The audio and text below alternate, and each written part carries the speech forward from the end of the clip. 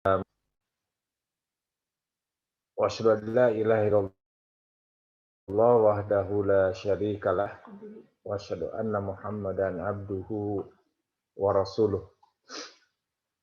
Ya ayyuhallazina amanu taqullaha haqqa tuqatih wa la tamutunna illa wa antum muslimun.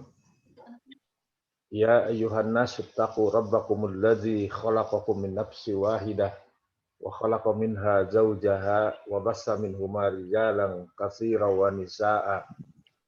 Wattaqullaha allazi tasaaluna bihi wal arham innallaha kana 'alaikum raqiba. Ya ayyuhalladzina amanu taqullaha wa qulu qawlan sadida yuslih lakum a'malakum wa yaghfir lakum dzunubakum wa may yuti'illaha wa rasulahu faqad faza fawzan 'azima. Amma ba'du fa inna asdaqal hadis kitabullah wa khairal huda wa syarrul umur muhdatsatuha wa kullu muhdatsatin bid'ah wa kullu bid'atin dhalalah wa kullu dhalalatin finnar. Para thalabatul ilmi rahimani wa rahimakumullah jami'an. Alhamdulillah kita panjatkan puji dan syukur pada Allah Subhanahu wa taala yang masih mencurahkan berbagai macam karunia dan nikmat yang tidak terhingga, ya, termasuk nikmat sehat dan nikmat umur, ya, dan pada saudara-saudara kita, keluarga kita yang sedang sakit, kita doakan dengan doa yang diajarkan oleh Rasulullah Shallallahu Alaihi Wasallam. Allahumma Rabbanas Ishfihim wa anta syafi la shifa illa shifauka la yughadiru saqama. Ya Allah, Rabb, ya, pencipta, pemelihara, pengatur, pemberi rezeki, pendidik semua manusia, sembuhkanlah mereka karena Engkau adalah penyembuh dengan kesembuhan yang tidak meninggalkan penyakit. Amin ya rabbal alamin. Allahumma anfa'na bima 'allamtana wa 'allimna ma yanfa'una wa zidna ilman yanfa'una. Allahumma inna nas'aluka ilman nafi'an wa rizqan thayyiban wa amalan mutaqabbala. Insyaallah kita akan melanjutkan mata kuliah Fiqh Dakwah, masih muqaddimah untuk nanti melanjutkan kepada manhaj dakwah para nabi yang ditulis oleh Fadilatul Syekh Ma'ali atau Profesor Doktor apa namanya, siapa lupa saya namanya, ya Allah. Kita akan masih berbicara tentang muqaddimah agar punya tasawur, agar punya persepsi yang utuh tentang dakwah ilallah. Ya, pada kuliah yang lalu kita membahas tentang urgensi dakwah, urgensi dan tanggung jawab dakwah, ya, di mana dakwah di samping fardhu syar'iyah, di samping kewajiban beragama, juga darurah basyariyah, yakni kebutuhan kemanusiaan, ya, dengan alasan karena manusia ingin bebas dari azab Allah, untuk mengantisipasi penyimpangan para elit. Kemudian betapa dahsyatnya konspirasi yang dilakukan oleh orang-orang kafir, ya,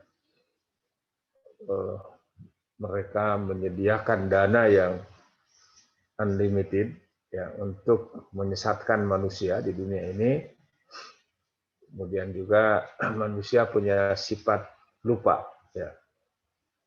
Kemudian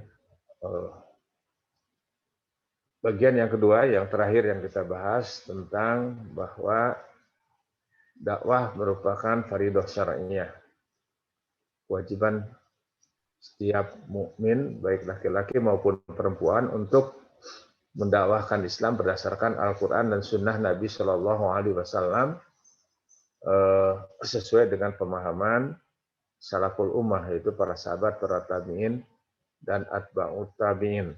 Ya. Adapun bentuknya ada yang berbentuk perintah, sigotul amri, ada yang berbentuk khobar, ya, berita, tetapi di dalamnya ada muatan perintah juga, ada yang berbentuk targib, yaitu memotivasi, menstimulasi, memberikan rangsangan, ada yang juga berbentuk tamsil, ya, perumpamaan, ya, dan lain sebagainya. Itu yang sudah kita bahas pada perkuliahan yang lalu. Sekarang kita akan membahas tentang aktivitas, ya, aktivitas atau amal. Kemudian dakwah itu ada marhalahnya, ada tahapan-tahapannya. Jadi marahilud dakwah. Jadi amal, marahil, kemudian juga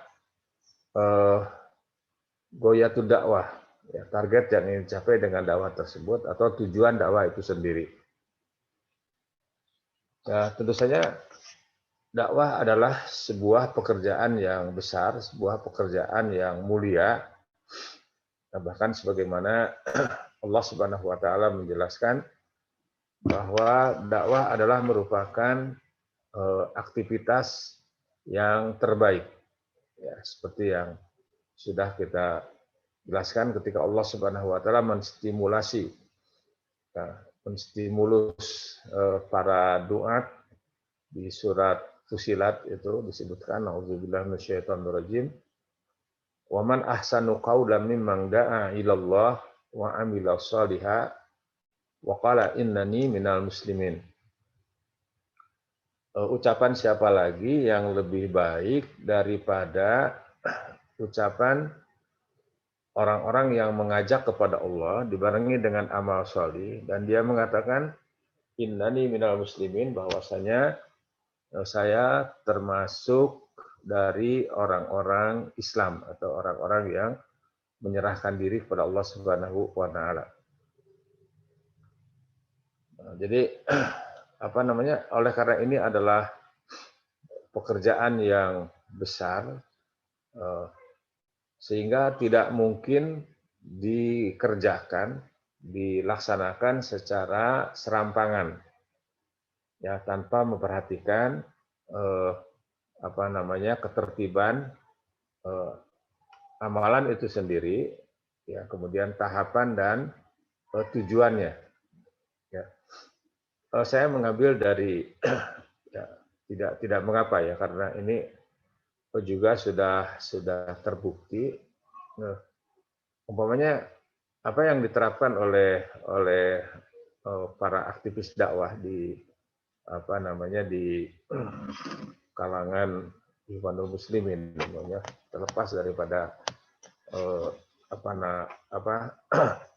berhasil atau tidak, benar atau tidak, tetapi bagaimanapun mereka mempunyai program yang jelas tentang dakwah ini, ya.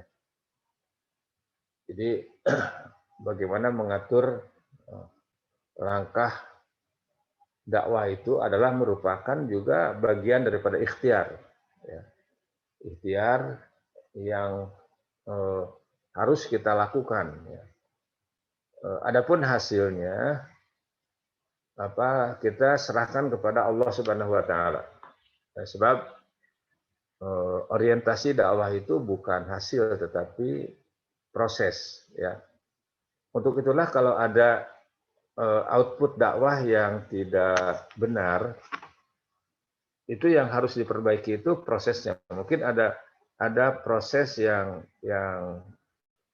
tidak benar gitu, ada proses yang harus dibenahi.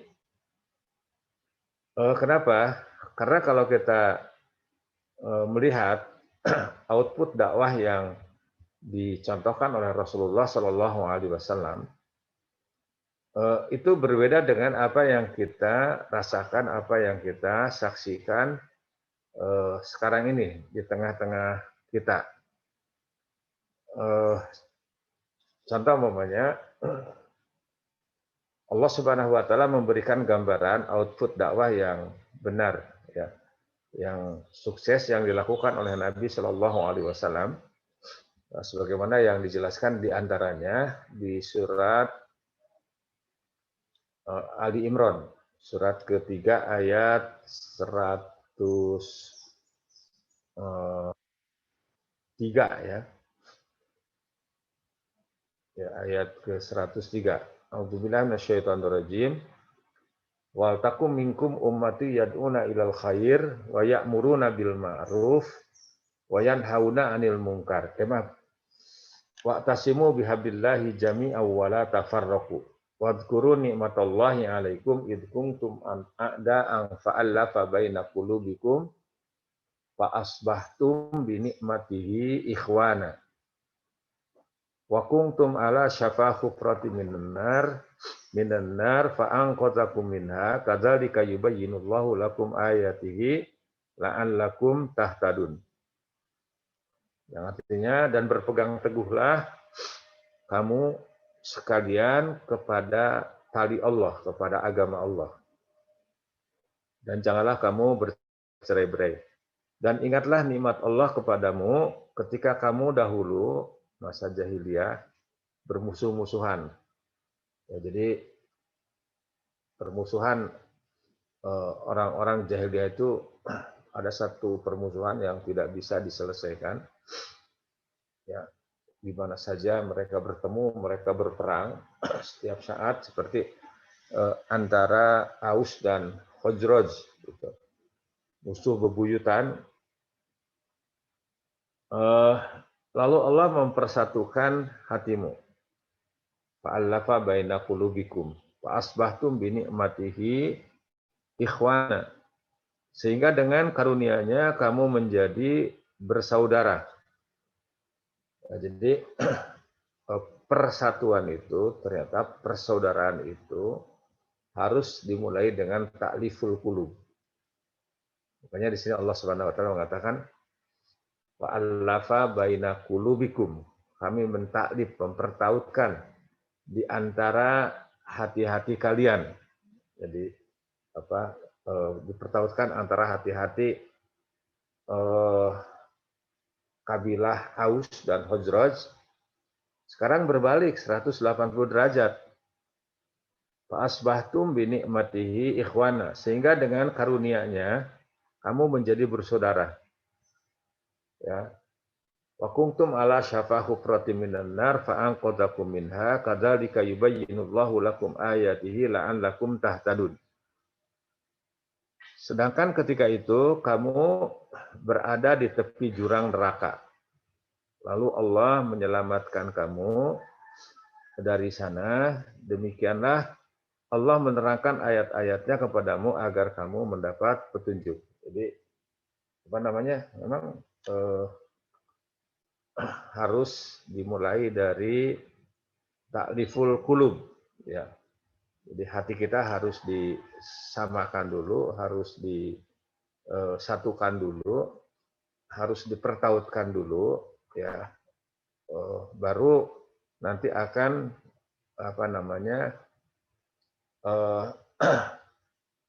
bersatu gitu kan. Tapi kalau tidak itu akan bersatu-satu.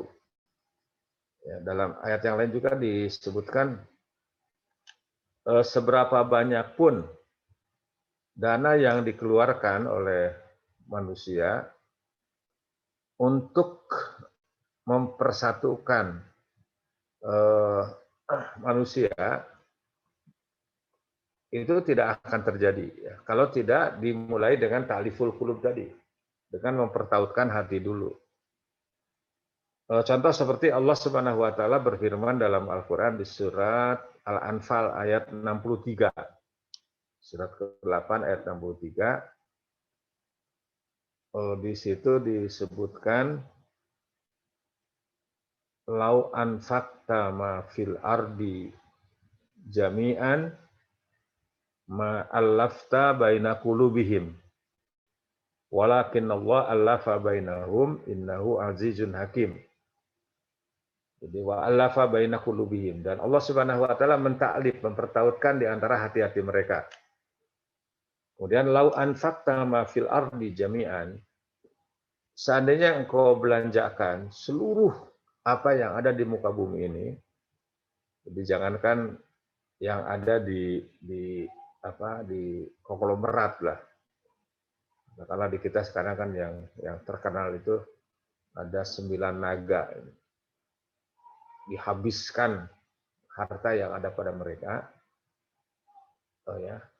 Itu kecil gitu. Ini Allah menyatakan, jika engkau belanjakan semua apa yang ada di muka bumi ini, ya, jami'an seluruhnya, ma'alafta baina qulubihim, tidak akan bisa mempertautkan hati-hati mereka, walakin Allah allafa bainahum. Tetapi Allah Subhanahu wa taala akan mentaklif, mempertautkan hati-hati mereka. Innahu azizun hakim, karena Allah Subhanahu wa taala Maha perkasa dan Maha bijaksana. Jadi artinya di sini bahwa dakwah yang benar dimulai dengan ta'liful qulub. Ya. Dan insyaallah itu yang akan menghasilkan persaudaraan, ya, melalui proses ta'liful qulub tadi. Jadi yang tadinya bermusuhan sekarang menjadi bersaudara, gitu kan. Ya. Ayat-ayat seperti itu banyak, ya. Contoh lain umpamanya di surat Fussilat, ya, surat ke-41 ayatnya ayat 33 kalau tidak salah. Di situ disebutkan wala tastawil hasanatu wala sayyi'atu idfa billati hiya ahsan. Surat 3 ayat 34-nya. Kalau Bapak Muhammad Nasir Allah yarham mengartikan tidak sama cara yang baik dan cara yang buruk. Idfa billati hiya ahsan. Maka tolaklah dengan yang lebih baik. Fa idzal ladzi bainaka wa bainahu adawatun ka'annahu waliyyun hamim. Ya. Tolaklah kebatilan itu, kejahatan itu, keburukan itu dengan cara yang lebih baik, sehingga orang-orang yang ada rasa permusuhan antara kamu dan dia akan seperti teman yang setia. Jadi yang tadinya permusuhan akan berubah menjadi bersaudara. Nah, jadi kalau kita lihat sekarang ini justru terbalik, ya. Ketika sebelum mengaji sama-sama jalan bareng, berteman, bersaudara, bersahabat, tapi sudah ngaji, sudah disentuh oleh dakwah, ya, malah bermusuhan. Kadang-kadang beda guru saja, beda ustadz, itu berbeda, jadi bermusuhan gitu. Kan ditanya dulu di mana dia ngajinya, di mana gitu kan, dia belajarnya di mana gitu. Jadi ini adalah artinya ada proses yang keliru, ada proses yang harus diperbaiki. Maka kita harus kembali kepada manhaj dakwah Rasulullah Shallallahu Alaihi Wasallam, manhaj para nabi seperti apa. Nah, kalau kita bicara tentang amalan dakwah, itu, upaya yang dilakukan di dalam dakwah itu ada beberapa tahapan. Ya. Umpamanya yang pertama ada istilah tahwilul jahalati ilal ma'rifah. Ya, ini menghantarkan kondisi ketidaktahuan, gitu, objek dakwah, atau mungkin bahasa lebih santunnya itu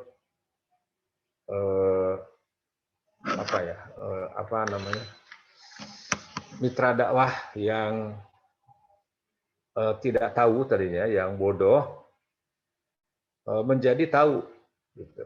Jadi itu ada perubahan, gitu. Ada perubahan dari bodoh, dari tidak tahu menjadi tahu, ya. Ya, hal ini sebagaimana yang Allah jelaskan di dalam Al-Quran. Contohnya di surat Al-Baqarah ayat 151. Ya, mungkin kalau yang mau bantu baca silahkan. Di surat Al-Baqarah 151 Allah Azza wa Jalla berfirman, "Kama arsalna fikum rasula minkum yatlu alaikum ayatina wa yuzakkikum wa yuallimukumul kitaba wal hikmah wa yuallimukum ma lam takunu ta'lamun." Yang artinya, karena arsalna fikum, sebagaimana kami telah menyempurnakan nikmat kami kepadamu, kami telah mengutus kepadamu rasulan, seorang rasul minkum, ya, di antara kamu. Yatlu alaikum ayatina. Rasul itu membacakan kepada kamu ayat-ayat kami. Wa yuzakkikum wa yuallimukumul kitab. Ya. Jadi apa namanya, dan mensucikan kamu dan mengajarkan kepada kamu Alkitab wal hikmah dan hikmah. Ya, itu para ahli tafsir mengatakan Alkitab di sini Al-Quran, Al-Hikmah di sini adalah Sunnah. Karena Al-Quran dan Sunnah adalah merupakan pedoman hidup bagi setiap Muslim, yang apabila berpegang teguh kepadanya dan dipahami dengan pemahaman yang benar, Allah Subhanahu wa Ta'ala melalui Rasulullah SAW memberikan jaminan untuk tidak tersesat selamanya. Ya, jadi mafhum mukhalafahnya, kalau tidak berpegang kepada Al-Quran dan Sunnah dengan pemahaman yang benar, tidak ada jaminan untuk tidak tersesat. Kemudian di sini malam takunu ta'lamun. Jadi sebagaimana kami telah menyempurnakan nikmat kami kepadamu, kami telah mengutus kepadamu Rasul di antara kamu yang membacakan ayat-ayat kami kepada kamu dan mensucikan kamu dan mengajarkan kepadamu Alkitab, Al-Quran, Al-Hikmah, dan Sunnah, serta mengajarkan kepada kamu apa yang kamu ketahui. Jadi dakwah itu pertama membersihkan kotoran-kotoran syirik, khurafat, tahayul, menjadi orang yang memiliki akidah salimah, akidah yang bersih. Atau di ayat yang lain juga, ini merupakan dalil bahwa dakwah merupakan tahwilul jahalah, berubah dari kebodohan menjadi tahu, ya. Dari tidak tahu menjadi tahu. Sebab manusia itu kan ada dua, ada yang tahu, ada yang tidak tahu. Ya, yang tahu, yang berilmu itu lebih mulia, ya. Diangkat derajatnya oleh Allah Subhanahu wa Ta'ala sebagaimana firman-Nya, yarfa'illahu allazina amanu minkum wallazina utul ilma darajat. Allah akan mengangkat orang-orang yang beriman di antara kalian dan orang-orang yang berilmu beberapa derajat. Jadi diangkatlah Allah Subhanahu wa Ta'ala. Kemudian orang yang bodoh itu akan tersesat. Nah, makanya harus dirubah dari bodoh menjadi pinter, dari tidak tahu menjadi tahu, gitu kan.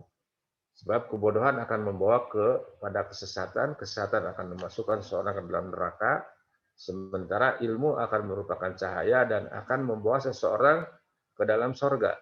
Jadi kita dakwah itu adalah ingin mengarahkan, ingin mengajak ingin menggiring mitra dakwah kita agar masuk ke surga Allah Subhanahu wa Ta'ala, agar memiliki ilmu.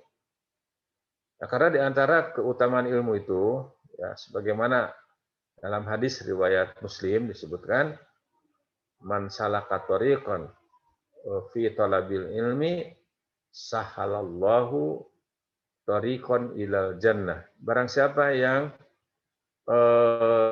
meniti jalan untuk menuntut ilmu, Allah akan memudahkan baginya jalan ke sorga. Jadi ini satu usaha yang sangat mulia sekali, gitu. Ya, jadi bahwa dengan dakwah ini ingin menggiring, ingin mengajak manusia ke surga Allah Subhanahu wa taala.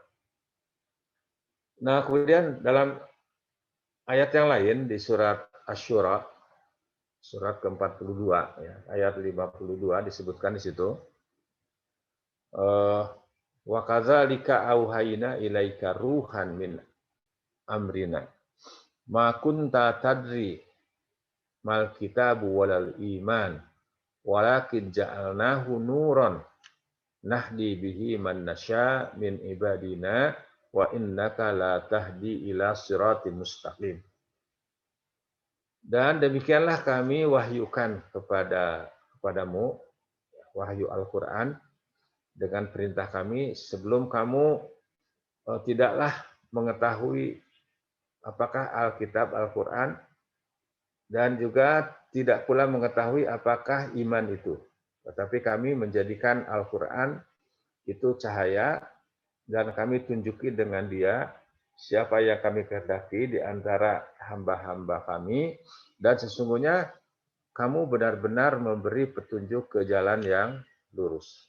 Jadi ini apa namanya berubah dari bodoh menjadi pintar, dari tidak tahu menjadi tahu. Jadi sebab tadi disebutkan orang itu manusia itu ada yang tahu, ada yang berilmu, ada yang jahil, ada yang bodoh. Ya, ilmu nanti akan membawa ke surga, kebodohan akan membawa ke neraka. Nah, kalau ada orang yang tidak tahu, tidak mengapa kalau memang itu ditakdirkan. Tapi harus berusaha untuk menjadi tahu gitu. Ya, yang celaka itu, yang bahaya itu sudah tidak tahu, gak mau tahu. Ya, itu bahaya itu. Apalagi tambah lagi sok tahu. Ya, itu akan menjadi orang-orang yang dilun mudilun, ya, sesat dan menyesatkan. Nah, perubahan tersebut, ya, usaha ini dilakukan dalam tahapan dakwah, biasanya tabligh wa ta'lim, ya, dengan tujuan al-i'lam, ya, wa tajwidul ulum, memberitahukan dan membekali objek dakwah atau mitra dakwah dengan berbagai macam ilmu. Ini apa namanya? Jadi yang didakwahkan, ditablighkan itu adalah ilmu. Dan materi dakwah itu hanya satu, yakni apa yang Allah turunkan, ya, yaitu apa yang ada di dalam Al-Quran dan hadis Nabi Shallallahu Alaihi Wasallam. Ya, jadi itu materi dakwah yang benar, ya, sebagaimana Allah Subhanahu Wa Taala berfirman kepada Rasulullah SAW, ya ayyuhan nabi balligh ma unzila ilaika mir rabbika. Ya. Wahai Nabi, ya, ini kepada Rasulullah Sallallahu Alaihi Wasallam, balligh ma unzila ilaika mir rabbika. Sampaikanlah, tablighkanlah apa yang diturunkan kepadamu dari Rabbmu. Itu di surat Al-Maidah ayat 67. Jadi materi dakwah itu. Ya, makanya kan sabda Nabi Shallallahu Alaihi Wasallam dalam hadis yang populer, ini hadis riwayat Imam Bukhari, beliau bersabda, ballighu anni walau ayah. Sampaikan dari aku, walaupun satu ayat. Jadi yang disampaikan itu bukan ideologi, bukan faham buatan manusia, tetapi apa yang Allah turunkan kepada Rasulullah Shallallahu Alaihi Wasallam. Itu di surat tadi Al-Maidah ayat 67. Balligh ma unzila ilaika mir rabbika. Sampaikan apa yang diturunkan kepadamu dari Rabbmu. Jadi dakwah itu, materi dakwah yang original itu adalah wahyu. Sosok wahyu itu dua. Pertama Al-Quran dan yang kedua sunnah. Mana dalil bahwa sunnah itu wahyu? Di antaranya di surat An-Najm ayat 3 dan 4. Wa ma yantiqu anil hawa in huwa illa wahyu yuha. Muhammad itu tidak pernah berbicara ya semata-mata berangkat dari hawa nafsunya. Tapi apa yang beliau katakan, apa yang beliau kerjakan, apa yang beliau cita-citakan, apa yang beliau setujui, semuanya itu berdasarkan wahyu yang Allah berikan kepadanya. Ya, itu surat An-Najm ayat 3 dan 4. Di dalam hadis yang diriwayatkan oleh Imam At-Tirmidzi dan yang lainnya disebutkan, ala inni utitul kitaba wa mislahu ma'ahu. Ketahuilah bahwa aku diberi Alkitab, Al-Quran, dan yang sebangsanya menyertainya. Kata para ulama di tafsir, wa ma'ahu di sini adalah as-sunnah. Itu hadis, ya, apa yang disandarkan oleh kepada Nabi Shallallahu Alaihi Wasallam, baik ucapan, perbuatan, persetujuan atau cita-cita beliau Shallallahu Alaihi Wasallam. Jadi itu apa namanya? Yang pertama, tahwilul jahalah ilal ma'rifah. Berubah dari bodoh, dari tidak tahu menjadi tahu. Tahapan ini biasanya disebut tabligh atau taklim, ya, dengan tujuan menambah ilmu, gitu kan, memberitahu dan membekali mitra dakwah kita dengan berbagai macam ilmu. Ya. Nah, kemudian juga perlu diketahui apa yang dimaksud dengan ilmu tadi. Nah, tadi di surat Al-Maidah, ya, Al-Maidah ayat 67. Ya ayyuhar rasul balligh ma unzila ilaika mir rabbika wa in lam taf'al fama balagta risalatahu wallahu ya'simuka minan nas innallaha la yahdil qaumal kafirin. Wahai Rasul, ya, Rasulullah sudah tidak ada dan kita penerus dakwah beliau SAW, sampaikanlah apa yang diturunkan kepadamu dari Tuhanmu. Dan jika tidak kamu kerjakan apa yang diperintahkan itu, berarti kamu tidak menyampaikan amanahnya. Allah memelihara kamu dari gangguan manusia. Sesungguhnya Allah tidak memberi petunjuk kepada orang-orang yang kafir. Nah, jadi apa yang dimaksud dengan ilmu itu? Orang bicara ilmu itu kan macam-macam. Ada ilmu laduni, ada ya, ilmu filsafat, ilmu apa gitu. Ilmu di sini, kata para ulama, adalah Al-Quran dan hadis. Dan apa yang dikatakan oleh para sahabat. Termasuk ilmu adalah apa yang dikatakan oleh para imam mujtahid. Ya. Imam Syafi'i rahimahullah ta'ala mengatakan, fal muradu bil ilmi qala Allah, qala Rasul, qala sahabah. Dan ini diucapkan juga oleh para ulama yang lain seperti Imam Az-Zahabi rahimahullah ta'ala dan yang lainnya. Yang dimaksud dengan ilmu itu adalah fal muradu bil ilmi qala Allah. Apa yang Allah firmankan. Berarti Al-Qur'an. Wa qala Rasul, dan apa yang Rasul sabdakan. Berarti hadis. Wa qala sahabah, dan apa yang dikatakan oleh para sahabat. Ya, para sahabat yaitu murid langsung Nabi Shallallahu Alaihi Wasallam, orang-orang yang bertemu langsung dengan Nabi Shallallahu Alaihi Wasallam, masuk Islam dan meninggal dalam keadaan Islam, itu adalah para sahabat.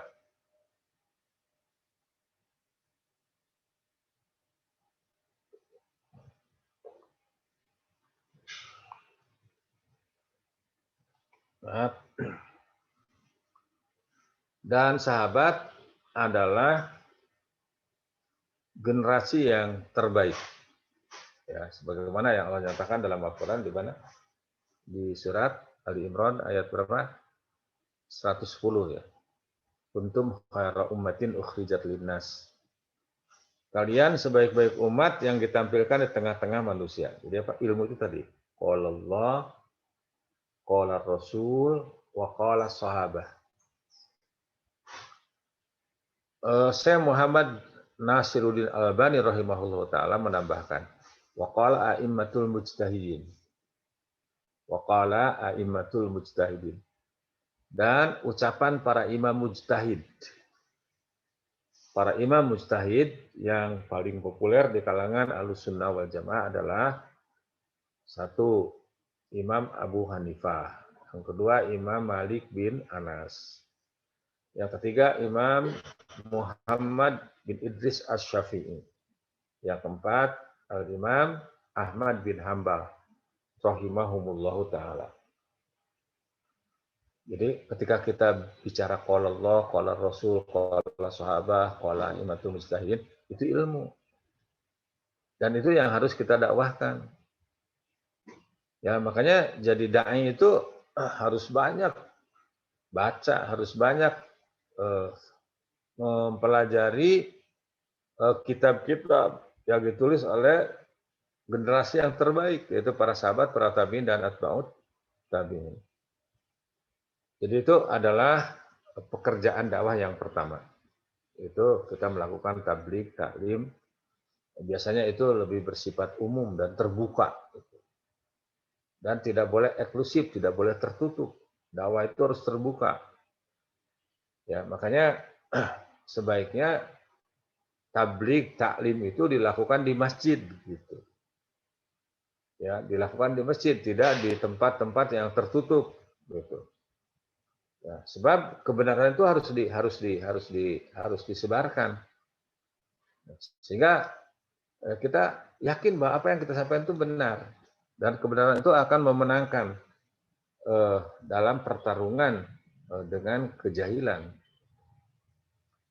Itu adalah apa katakanlah tahapan yang pertama, yaitu amalan dakwah, aktivitas dakwah yang pertama, yakni tadi mengubah kondisi yang tidak tahu menjadi tahu. Tahwilul jahalah ilal ma'rifah. Jadi ada target lah gitu kan, sehingga kita bisa mengukur gitu sejauh mana perkembangan dakwah yang kita lakukan. Ya, sebab maaf, ada orang sudah dakwah bertahun-tahun gitu, tapi asal ngumpul di situ maaf ya, baca salawatan lagi gitu kan. Ya baca salawat sih bagus gitu. Tapi kalau hanya itu gitu, keplak di situ, kapan akan bertambah ilmu? Kapan terjadi proses tajdidul ulum, penambahan ilmu, pembekalan ilmu? Atau Quran yang dibaca hanya surat Yasin saja gitu. Surat-surat yang lain diabaikan. Ya, padahal seluruh isi Al-Quran itu kan adalah pedoman hidup bagi manusia. Itu contohnya. Insya Allah kata para penggiat dakwah, para aktivis dakwah, kalau kita taklim yang manhaji, ya, yang punya silabus, yang silabi, insya Allah 20 kali pertemuan itu setara dengan kuliah 1 semester gitu kan. Bayangkan ini sudah bertahun-tahun ikut pengajian tapi tidak ada perubahan. Ya, tidak ada penambahan ilmu. Gitu aja gitu. Nah, ini adalah juga satu hal yang perlu kita kritisi, kita rubah. Kemudian yang kedua, sekarang saya sudah tahu apa itu. Tahwilul ma'rifah ilal fikrah. Tahwilul ma'rifati ilal fikrati. Yakni menghantarkan pengetahuan mereka kepada gagasan, kepada pemahaman, kepada firqah. Fikrah. Kemudian tahwilul fikrah ilal harokah. Yakni mengubah pemahaman, gagasan, manhaj menjadi aktivitas gitu kan. Menjadi amal gitu. Ya, buat apa berilmu tapi tidak beramal? Jadi apa namanya, sehingga para mitra dakwah kita itu memiliki persepsi yang benar, persepsi yang utuh tentang Islam. Ya, ini penting apalagi sekarang ada upaya-upaya pemurtadan yang secara sistematis dan terorganisir. Ya, umpamanya upaya-upaya apa namanya relativitas kebenaran Islam, upaya-upaya untuk membonsai Islam.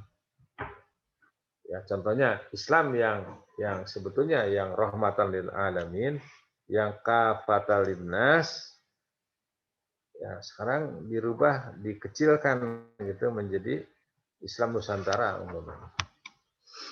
Nah, ini tugas kita untuk menjelaskan kepada umat bahwa Islam yang benar itu hanya satu, yaitu Islam yang berdasarkan dalil. Ya, makanya di sini tugas kita adalah bagaimana mensosialisasikan, memperkenalkan kepada mad'u kita, kepada objek dakwah kita, kepada mitra dakwah kita, agar tidak tersesat, itu harus berpegang kepada dua. Satu, berpegang kepada dalil yang benar. Yang kedua adalah berpegang kepada manhaj, metodologi yang benar. Itu metodologi yang direkomendasikan oleh Allah Subhanahu wa taala dan Rasulullah Shallallahu alaihi wasallam. Jadi ini adalah tahapan yang kedua. Jadi setelah dia tahu, oh ini dalil yang benar, juga tahu pemahaman yang benar. Jadi pemahaman yang direkomendasikan Allah Subhanahu wa taala dan Rasulullah SAW itu pemahaman para sahabat, para tabi'in dan atba'ut tabi'in. Nah, kemudian juga tidak hanya memperdebatkan sampai di situ, dirubah lagi menjadi apa namanya, aktivitas, menjadi gerakan, menjadi amal. Nah, karena buat apa ngaji tapi amalannya tidak sesuai dengan apa yang dia kaji. Ya, ada patah Arab yang mengatakan al ilmu bila amal kasyajar bila samar. Ilmu tanpa amal seperti pohon tanpa buah. Nah, ini sudah lebih apa namanya itu, sudah lebih ada peningkatan ya. Umumnya dengan daurah-daurah, pelatihan-pelatihan, ya, apa namanya, agar peserta dakwah ini sudah masuk ke dalam katakanlah tingkatan kaderisasi gitu. Bukan hanya tahu, tetapi juga bagaimana mengupgrade mereka agar dapat melakukan penambahan pemahaman, wawasan, ya, dan juga tadribul amal. Artinya latihan beramaliyah dakwah, membentuk menjadi robbaniyin yang memiliki karakter sebagaimana yang disebutkan dalam Al-Quran di surat Ali Imran ayat 97. Jadi kader dakwah itu ya, termasuk pada da'i itu kunu rabbaniyin bima kuntum ta'lamun al-kitab wa bima kuntum tadrusun. Hendaklah kamu menjadi orang-orang yang rabbani. Ya, rabbani itu artinya berorientasi kepada wahyu Allah Subhanahu wa taala, berorientasi kepada Al-Qur'an dan sunnah Nabi SAW. Menjadikan apa yang datang dari Allah Subhanahu wa taala sebagai pedoman hidup. Ya. Menjadikan agama Allah Subhanahu wa taala sebagai dasar hidup. Menjadikan ridho Allah sebagai tujuan hidup secara vertikal. Secara horizontal ingin menjadi rahmatan lil alamin. Ya. Ya. Apa namanya? Itu di antaranya. Karena kamu selalu mengajarkan Al-Qur'an dan disebabkan kamu tetap mempelajarinya. Dia harus terus belajar. Jadi bahkan membaca Al-Quran terutama itu harus menjadi bagian kebutuhan pokok bagi setiap dai. Di dalam tahapan ini dakwah diarahkan untuk mencetak pribadi-pribadi muslim yang unggul, yang siap menanggung beban dakwah dan melanjutkan estafet aktivitas dakwah. Jadi kita itu harus menjadi hamilud dakwah, pengemban dakwah, bukan malah jadi mahmulud dakwah, jadi beban dakwah. Ya kan sekarang ini, maaf ya, banyak ya, para dai itu istilahnya itu simatupang, siang malam hanya nunggu panggilan gitu, nunggu orderan gitu. Nah, jadi kalau dipanggil berdatang, padahal dakwah itu harus proaktif gitu. Kita harus melihat para mad'u yang membutuhkan dakwah. Kemudian juga Rasulullah SAW bersabda dalam hadis yang diriwayatkan oleh Imam Bukhari, innaman nasu kal ibilil mi'ati la takadu tajidu fiha rahilah. Sesungguhnya manusia itu bagaikan 100 ekor unta, hampir-hampir tidak kamu temukan di antara mereka yang benar-benar rohilah. Rohilah itu pembawa unta, pembawa beban yang berat. Ya, ada yang mengartikan bahwa mayoritas manusia itu memiliki kekurangan. Adapun orang-orang yang memiliki keutamaan dan kelebihan jumlahnya sedikit sekali. Ya, dan keutamaan kelebihan itu harus diusahakan, harus diperjuangkan. Maka mereka seperti kedudukan unta yang bagus untuk ditunggangi dari sekian unta pengangkut beban. Itu dalam Fathul Bari disebutkan seperti itu. Juz 11 halaman 343. Jadi artinya juru dakwah ini seperti rohilah, seperti dari 100 unta yang umum itu ada 1 ekor yang terbaik. Jadi para dai ini, para duat ini menjadi hamba-hamba Allah Subhanahu wa taala yang unggul. Tadi ya melalui tahapan-tahapan dakwah yang dilalui. Jadi tadi yang pertama adalah tahapan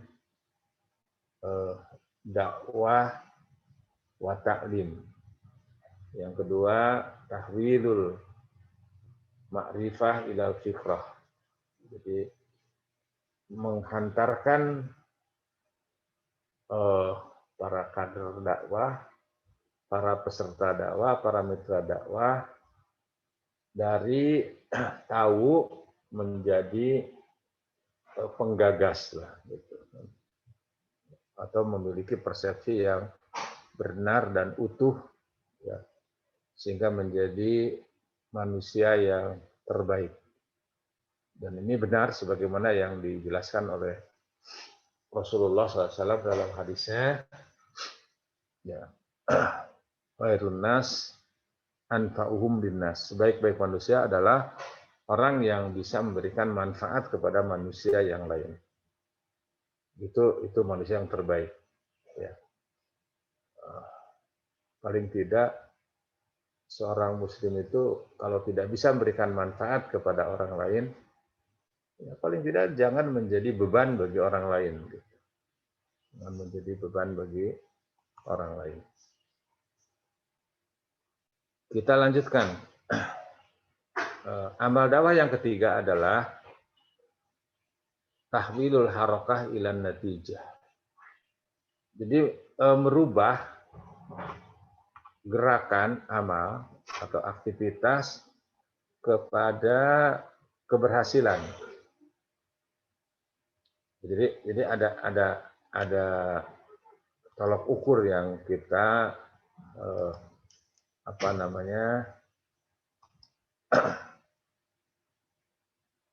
ada target lah dalam dakwah ini, gitu kan. Upaya ini dilakukan pada tahapan dakwah itu sudah tanzim, ya, pengorganisasian. Jadi organisasi itu bukan satu hal yang haram dalam Islam. Ya, kenapa? Karena itu sudah merupakan fitrah manusia. Manusia itu kan makhluk sosial, tidak bisa bekerja sendiri. Apalagi dakwah tadi kan, dakwah itu merupakan amal yang besar. Ya, dakwah itu merupakan amal jama'i, ya, atau istilah lain itu amal ta'awuni, kerja kolektif, tidak bisa dikerjakan sendiri. Ya, makanya mengorganisasi, paling tidak kerja dakwah itu terorganisir gitu. Terorganisir gitu. Nah, saya pernah dulu di kampung, di kampung seorang kiai ditanya,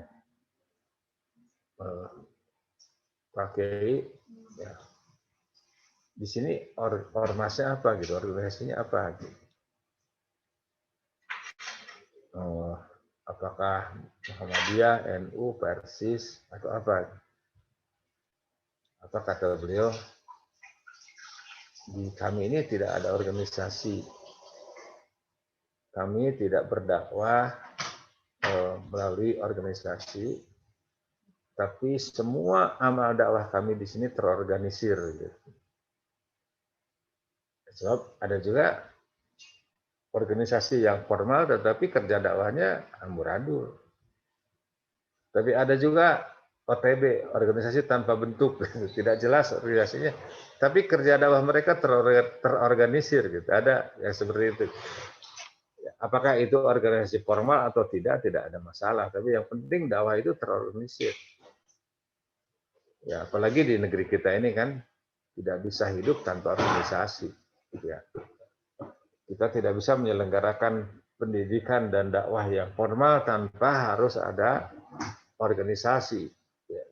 Apakah itu organisasi yang besar? Paling tidak yayasan, itu juga organisasi, karena di situ ada pengurusnya. Nah, jadi istilahnya itu ada tanzim di sini, ada pengorganisasian. Jadi kan ada pro kontra, ini perlu nggak bikin partai atau tidak? Itu bisa perlu, bisa tidak, gitu kan? Ya, karena tergantung kepada kebutuhan. Kalau itu memang kebutuhan dakwah ya silahkan, asal memang untuk dakwah gitu. Kalau tidak ya nggak usah, gitu kan. Tapi itu harus terorganisir. Ya, jadi ada pimpinan dan ada yang dipimpin. Ya, paling tidak kecil-kecilan kita bikin umpamanya istilahnya itu ya, korep mubalik, korep dai dan sebagainya. Itu untuk belajar tanzim gitu. Tapi awal dakwah jangan bicara itu dulu. Ya, yang penting ngaji aja dulu gitu. Tebarkan ilmu. Ya, perlu nanti tanzim, perlu ada kendaraan atau tidak itu urusan nanti gitu. Kalau memang dibutuhkan ya tidak mengapa. Asal benar-benar untuk kepentingan dakwah. Kenapa? Karena Allah Subhanahu wa taala berfirman dalam Al-Qur'an di surat As-Saff, surat 61 ayat 4, "Innallaha yuhibbul ladzina yuqatiluna fi sabilihi shaffan ka'annahum bunyanun marsus." Sesungguhnya Allah menyukai orang-orang yang berperang, berjuang di jalannya, ya, dalam barisan yang teratur, seakan-akan mereka seperti suatu bangunan yang tersusun kokoh. Ya, kan ada ungkapan sahabat yang mulia Ali bin Abi Thalib radhiyallahu anhu, al-batilu bin nizam yaglibuhul haq bila nizam. Kebatilan yang terorganisasi dengan rapi bisa mengalahkan kebenaran yang tidak terorganisir. Contoh namanya, kenapa sekarang kita sedang dihadapkan kepada musuh yang luar biasa. Dan itu jelas kebatilan. Umpamanya komunisme, liberalisme, ya. Padahal kita punya Islam ini adalah agama yang hak, agama yang benar. Tapi kita tidak punya kekuatan apa-apa. Kita hanya jadi maf'ul, jadi objek, tidak bisa jadi subjek. Kita hanya ditentukan, tidak bisa menentukan. Kenapa? Di antaranya itu karena mereka bekerja terorganisir, target.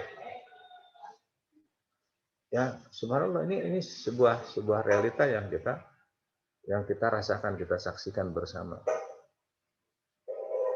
Jadi benar apa yang dikatakan oleh sahabat yang mulia, ya, kerja dakwah ini adalah harus terorganisasi dengan baik dan rapi.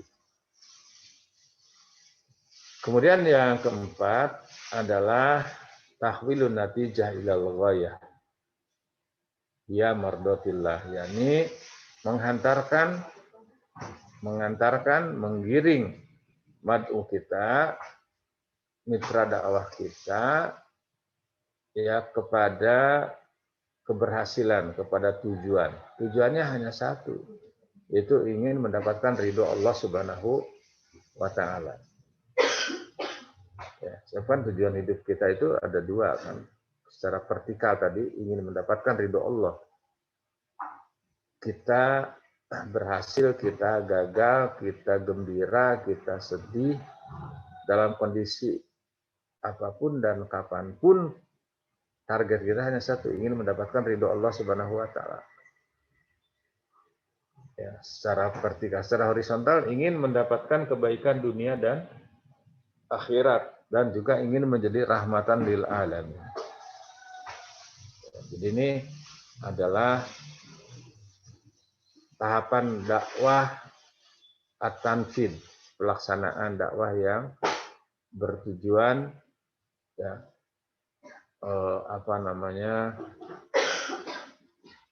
pengerahan, dorongan untuk beraktivitas yang lebih produktif lagi. Jadi kita tuh harus punya program, punya aktivitas yang jelas. Jangan takut tidak ada dukungan. Ya, Allah menjanjikan di mana kita punya aktivitas, pasti itu ada dukungan. Ya, kalau dulu tuh kami punya apa ya, ada ungkapan, ada harokah, ada barokah gitu. Ada aktivitas itu keberkahan Allah akan turun gitu. Jadi kita buat saja gitu, buat kegiatan dakwah, pendidikan, bikin program yang bagus, nanti orang akan datang, insya Allah. Ya. Allah Subhanahu wa Ta'ala berfirman dalam Al-Quran di surat At-Taubah, surat ke-9 ayat 105. Wa qul i'malu fasayarallahu amalakum wa rasuluh wal mu'minun wa saturadduna ila alimil ghaibi wasyahadah fayunabbi'ukum bima kuntum ta'malun. Dan katakanlah oleh Muhammad, bekerjalah kamu, maka Allah dan Rasulnya serta orang-orang beriman akan melihat pekerjaanmu itu, dan kamu akan dikembalikan kepada Allah yang mengetahui akad yang gaib dan yang nyata, lalu diberitakannya kepada kamu apa yang telah kamu kerjakan. Ini tahapan yang keempat. Kita harus punya tahapan-tahapan seperti itu dalam dakwah ini gitu kan. Jadi tidak asal-asalan gitu, tidak sekenanya. Ya, tapi harus manhaji, punya manhaj. Pokoknya nanti kita insya Allah kita akan belajar dari tulisan ulama, tulisan ahli yang menjelaskan tentang bagaimana manhaj dakwah para nabi dan rasul. Mungkin itu dulu yang dapat disampaikan. pada kesempatan ini ya, kalau ada pertanyaan dipersilahkan. Tadi sempat Gilman Al-Faruq raise hand, Ustadz, mungkin ingin bertanya. Ya, silakan.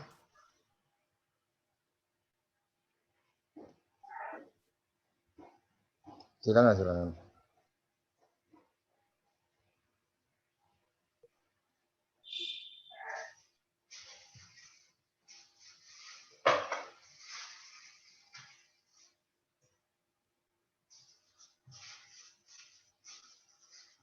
Atau itu ada pertanyaan di kolom chat, Ustadz? Iya, tolong dibacakan apa itu? Bismillah, ahsanallahu ilaikum. Amin. Afwan Ustadz ingin bertanya, apabila kita harus punya target dalam berdakwah, seperti apa contoh target dakwah itu? Apakah sampai yang didakwahi berubah atau melakukan apa yang diajarkan Rasulullah Shallallahu Alaihi Wasallam, atau target itu berupa misalnya satu hari menyebarkan faedah satu ayat, 1 tahun menyebarkan faedah 1 judul kitab, dan sebagainya, Ustadz. Ya, terima kasih. Jazakumullah khairan atas pertanyaannya. Jadi kita punya target, punya tolak ukur. Tentu ini tidak berlaku secara umum. Tidak berlaku secara umum, tergantung situasi dan kondisi mad'u kita. Makanya kan dalam dakwah itu disebutkan pada kuliah yang lalu, mengacu kepada gambaran umum dakwah ilallah di surat Yusuf ayat 108 ya. Surat 12 ayat 108 bahwa dakwah ilallah itu ala basirah, di atas basirah. Sementara ahli tafsir yang mengatakan basirah itu artinya juru dakwah itu harus memahami 2 hal. Pertama, fahmud dalil, memahami dalil yang benar. Yang kedua, fahmul waqi. Fahmul waqi, memahami kondisi objektif. Ya, contoh namanya saya dulu pernah berdakwah di tempat saya sekarang ini. Di sini ini ya Masya Allah 100% penduduk sini ini secara apa namanya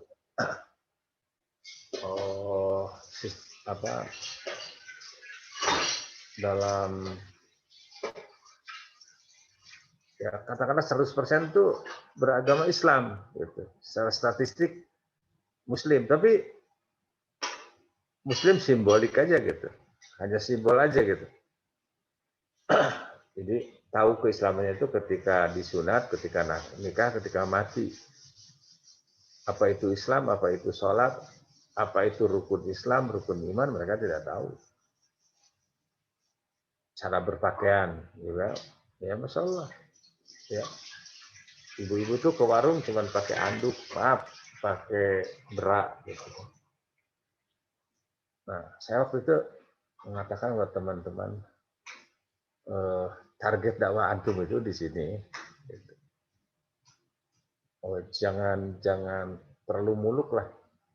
Sampai ibu-ibu di sini ini berpakaian menutup aurat itu sudah alhamdulillah. Itu kita punya target gitu.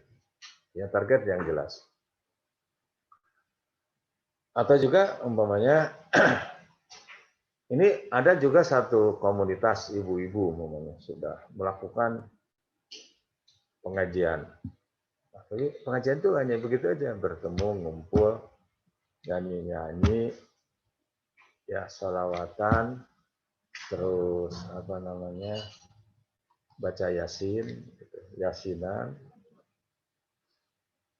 Nah, jadi semangat mereka ngumpul aja itu jangan dibunuh karakter itu. Gitu. Ya sebenarnya Rasulullah SAW itu kan juga ketika menyikapi sahabat yang salah yaitu Abu Bakar. Jadi Abu Bakar itu ketika masuk mau sholat berjamaah dia mau masuk itu ke masjid Rasulullah sudah ruku kan dia langsung masuk ke masjid dari pintu sudah Allahu Akbar kemudian ruku Allahu Akbar kemudian berjalan ke saf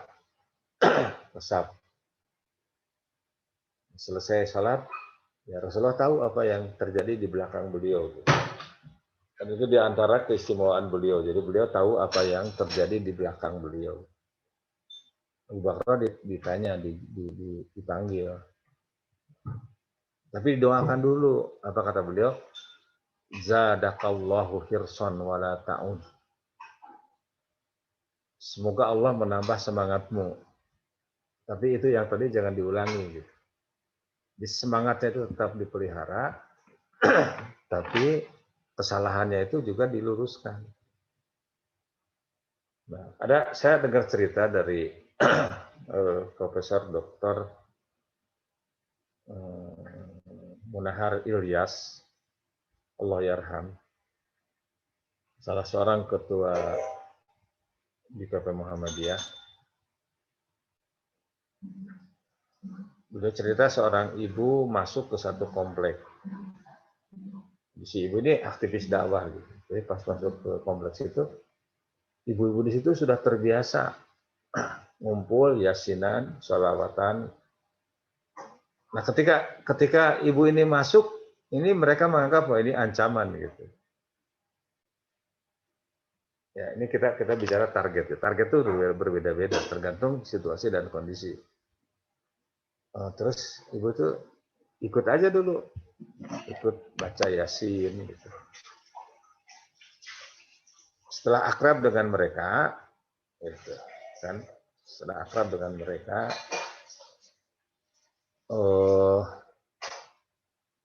baru menyampaikan semacam gagasan, gitu. Ibu-ibu membaca surat yasin itu bagus karena bagian dari Al-Quran. Jadi kan Al-Quran itu bukan hanya surat yasin, gitu. Dan Al-Quran itu pedoman hidup kita. Bagaimana kalau kita baca yang lainnya? Akhirnya diterima.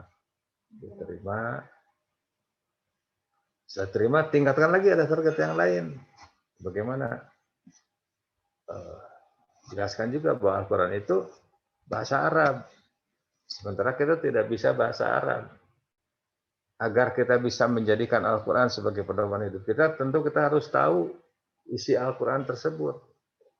Untuk itu kita harus belajar terjemahan Al-Quran. Mereka terima juga. Sampai pada akhirnya mereka menerima ide-ide ibu ini. Sehingga kajian-kajian itu lebih intensif lagi. Jadi kita harus punya target. Ya, kalau tadi ini orang malas baca Quran, ya dimotivasi seperti itulah gitu. Ada target, ada kan dulu odoji ya, one day, one juice gitu. Atau ya sesuai dengan kemampuan yang ada. Ya, tidak mengapa gitu. Ya, jadi tidak dakwah itu asal jalan aja gitu kan. Ya, saya ingat dulu ketika jadi dai Rabitatul Alam Islami itu kan suka ada sebulan sekali pertemuan evaluasi dengan Bapak Muhammad Natsir. Saya ingat pertanyaan beliau, bagaimana di tempat saudara bertugas sudah ada kemajuan? Alhamdulillah Pak, sudah. Apa ukuran kemajuan saudara? Ya, yang tadinya orang malas salat berjamaah sekarang sudah mau, terus pengajian juga sudah jalan rutin. Oh gitu. Terus beliau bertanya, apakah mereka sudah mau berkorban? Oh belum kalau itu Pak, belum maju kan.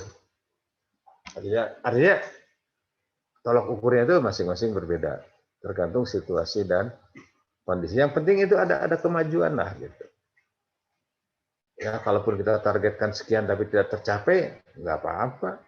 Karena tadi orientasinya bukan hasil, tetapi proses. Kita sudah berusaha memproses dakwah ini dengan baik, memprogram dakwah ini dengan baik. Gitu. Semuanya itu juga akan mendapatkan pahala dari Allah Subhanahu wa Ta'ala. Ya, jadi mengenai bentuk kegiatannya itu ya tergantung kepada masing-masing situasi dan kondisi. Saya juga pernah dulu melihat di salah satu komunitas jamaah di Kalimantan Timur. Setelah sholat subuh mereka baca Riyadhus Shalihin. Ya. Walaupun bacaannya itu masih sangat pas-pasan gitu. Tapi setelah itu mereka amalkan gitu kan. Umumnya bicara masalah kebersihan, mari kita amalkan, kita kerja bakti. Sebelum pulang ke rumah, kemudian masing-masing keluar dulu membersihkan jalan, nyapu jalan.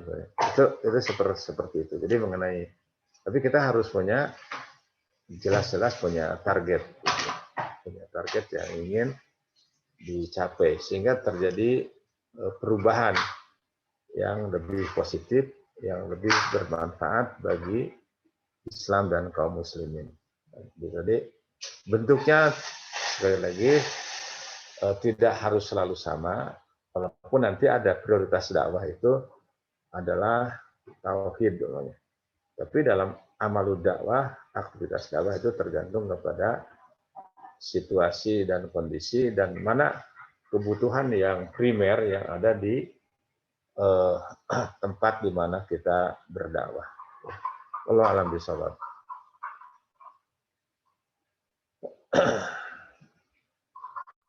Alhamdulillah. Masih ada yang ingin bertanya, teman-teman? Kalau tidak ada, karena waktunya juga sudah menunjukkan pukul 7, mungkin bisa ditutup, Ustadz. Ya, baik. Terima kasih. Kita mudah-mudahan apa yang kita pelajari pada pagi ini bermanfaat. Kurang mohon maaf.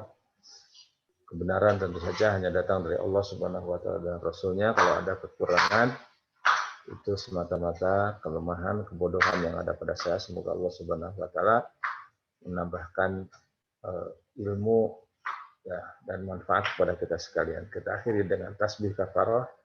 Subhanakallahumma bihamdik asyhadu an la ilaha illa anta astaghfiruka wa atubu ilaik. Wa sallallahu ala Muhammadin wa ala alihi wa sahbihi wasallam. Wa akhiru da'wana alhamdulillahirabbil alamin. Wassalamualaikum warahmatullahi wabarakatuh. Waalaikumsalam warahmatullahi wabarakatuh. Jazakallahu khair, Ustadz. Wa iyyakum jazakumullahu khairan.